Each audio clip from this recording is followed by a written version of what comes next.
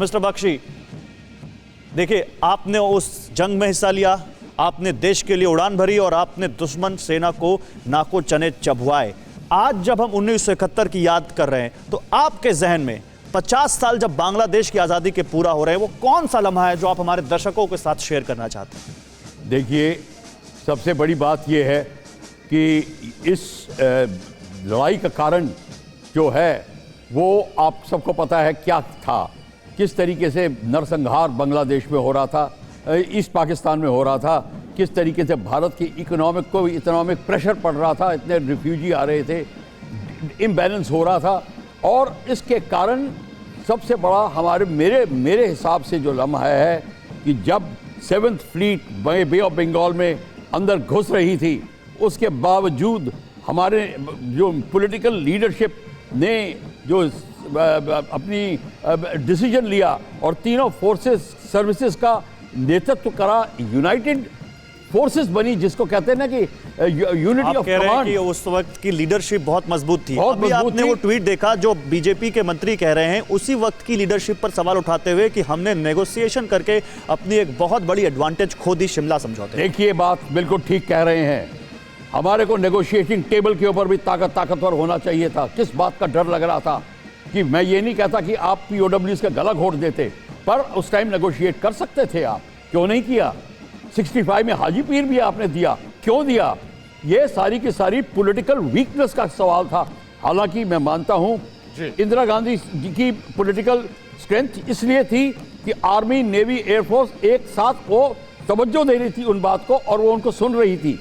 Political leadership अपने आप में कभी नहीं खड़ी हो सकती जब तक फौजों के साथ में उसका तालमेल ना हो।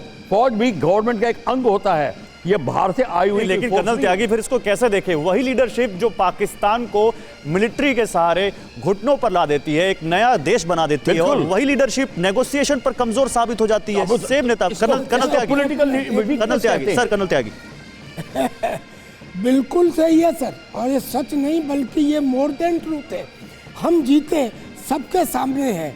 हम बांग्लादेश हमने बनवा दिया, हम जीते। वेस्टर्न फ्रंट पे पूरी पाकिस्तानी आर्मी ने सीज फायर कर दिया, अनकंडीशनल सरेंडर कर दिया, हम जीते। हमें जीत के मिला क्या? हमें जीत के ये मिला कि जो हमने एरिया जीता था वो भी देना पड़ा, जो हमने 93,000 बंदी बनाए थे वो भी देने पड़े, जो हमने इतने बांग्लादेश के लोगों को शरण दी थी, रखा था, उसके मुआवजे में कुछ नहीं मिला। जो हमारे 54 POK थे, POK प्रिजनर ऑफ वार थे, POW, वो भी वापस नहीं मिले। हमें क्या मिला? फौज को क्या मिला? फौज को तो ये मिला कि 3 साल बाद फौज की पेंशन जो 2/3 होती थी तनख्वाह की, वो आधी कर दी गई। ये मिला फौज को, तो दुख होता है। और जो नेगोशिएटिंग टेबल पे हार है, ये सच है। नेगोशिएटिंग टेबल के ऊपर हमने कुछ भी नहीं जीता। हम कश्मीर का इशू हमेशा के लिए खत्म कर सकते थे, हम अपने POWs को वापस ले सकते थे, POK को हम अपने में मिला सकते थे। ये कुछ नहीं किया।